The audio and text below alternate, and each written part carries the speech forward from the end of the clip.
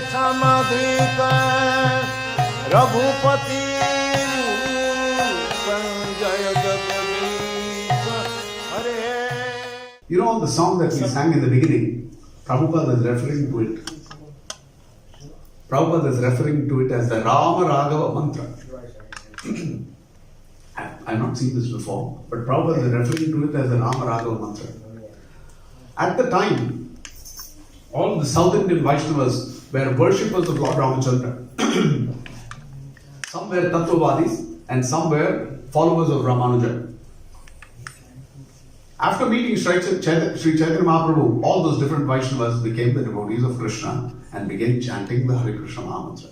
O Lord Ramachandra, descendant of Maharaj Raghu, kindly protect me. O Lord Krishna, killer of Keshi demon, kindly protect me. What's the translation for this?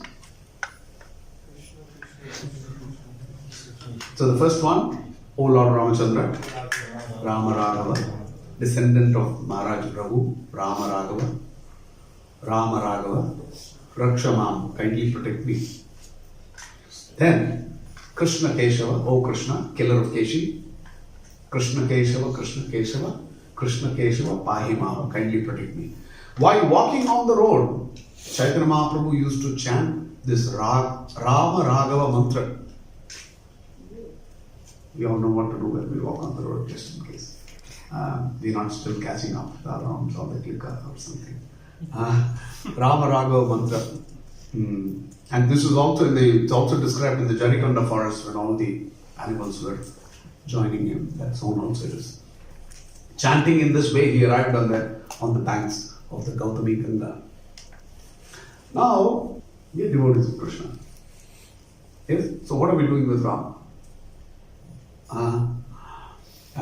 So we'll get a bit of a perspective. We won't discuss that in full detail, but we'll get a bit of a perspective of that from Chaitanya Charitamrita. I'm reading translations only, so that for paucity of time, so that because we are covering a topic and we may get relayed if I read more than that. He then went to Siddhavata, where he saw the deity. Now, this whole chapter is in the Madhya Leela, 9th chapter, about Chaitanya Mahaprabhu's travels to the south. And where he is traveling, who he meets, what are the different reciprocations that have, all of that comes in here. So, when he went to Siddhavata, he saw the deity of Ramachandra and Lord Sita Devi. Upon seeing the deity of Lord Ramachandra, the descendant of Raghu, the Lord offered his prayers and obeisances. Then a Brahmana invited the Lord to take lunch. तो किसी ने ब्राह्मण थे उधर, उस ब्राह्मण का speciality of that Brahmana was the fact that he will never speak. The only thing he would speak is he will always keep saying the name of Rama. Whatever he is doing, Ram, constantly going on, chanting the names. So, Chaitanya Mahaprabhu was very happy. He accepted prasadam and he bestowed his mercy on that person one year. So, when Chaitanya Mahaprabhu goes for a few days to a different space and comes back to this Brahmana's home, and he sees the Brahmana is always chanting Krishna, Krishna, Krishna, Krishna. So Mahaprabhu comes to him. He said, so now what is your position? This is Chaitanya Mahaprabhu's question. Chaitanya Mahaprabhu, just like Kolavich or Sridhara, you see the kind of leelas that he plays with people, is like one of those, he's basically poking at him. He says, Bada Ram Ram Ram bol raha tha, abhi suddenly Krishna Krishna ho gaya, baat kya hai? What is happening with you? What's your position? So he said, it's all due to your influence. And he said, after seeing you, in my entire life, I've been doing a lot of study of scriptures. And I know that Krishna's name is the most powerful and is the ultimate. But somehow, I had been so captivated by Rama and Ramachandra and his activities and his pastimes. I had no time for chanting the names of Krishna. But you have, influenced me. And he says, now Krishna, now the holy name of Krishna has been tightly fixed upon my tongue.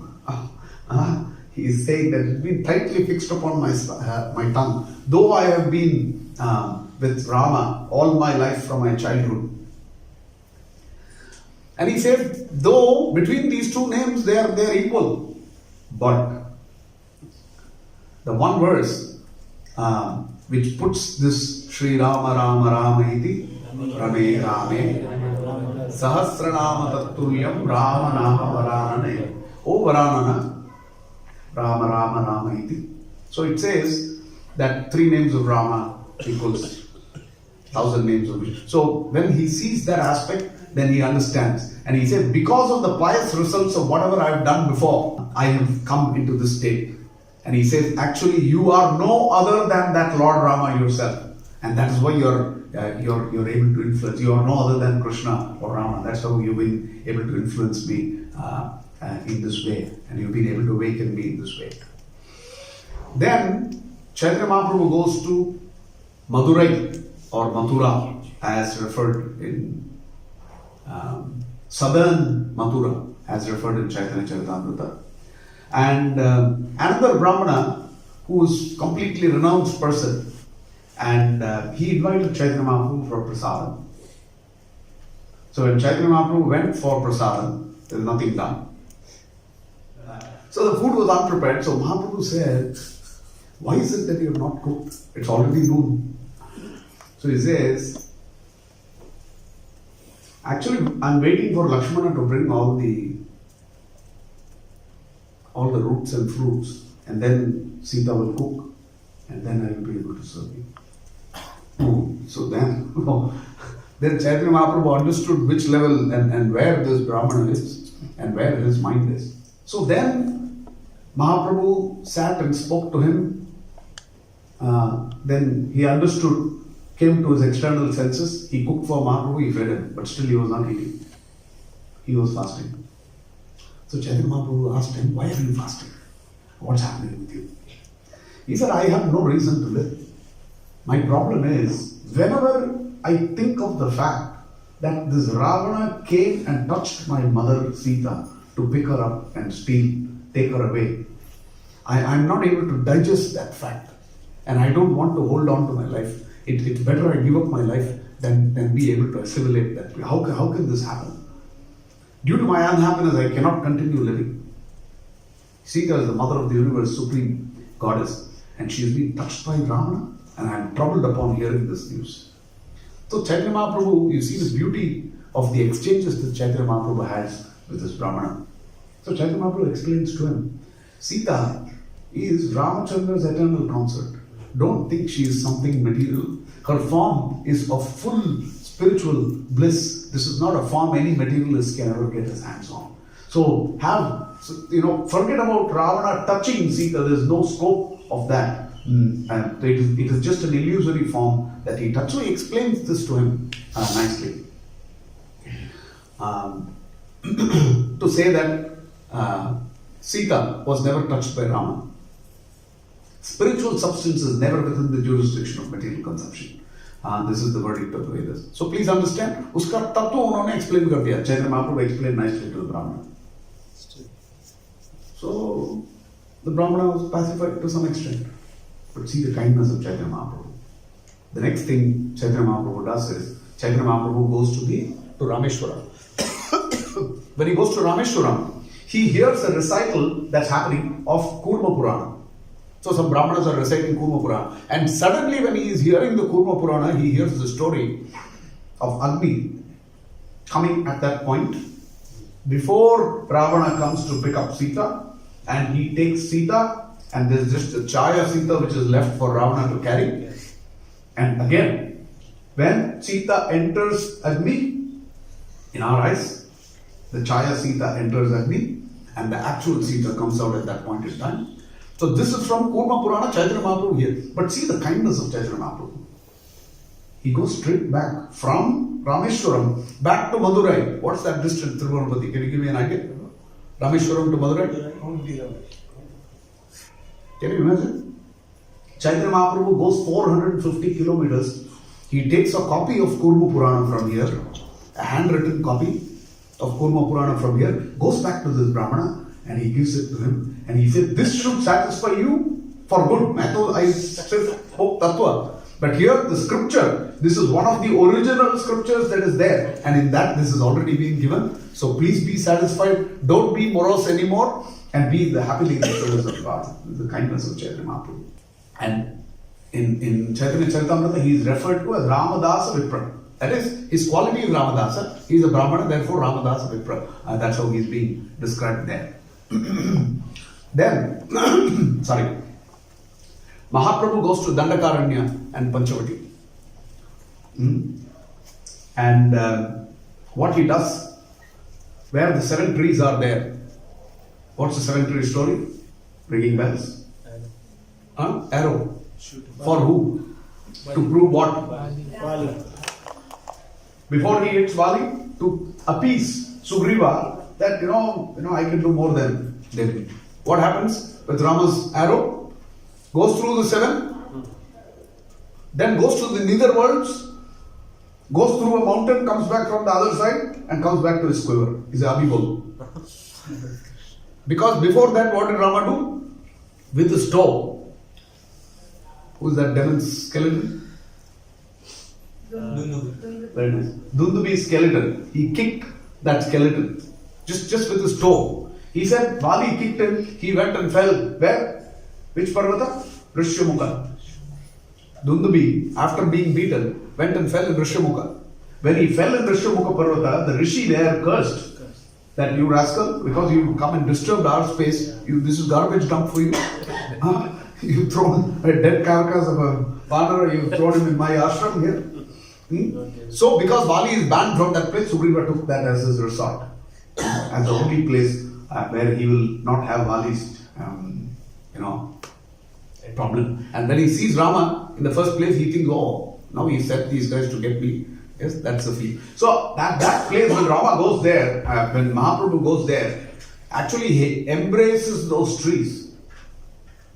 And the trees just attain spiritual world.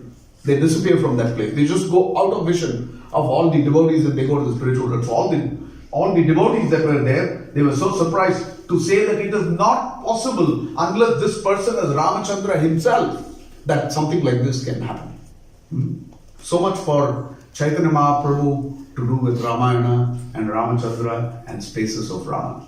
There's one more very special personality we're going to talk about in connection with Chaitanya Charitamrita.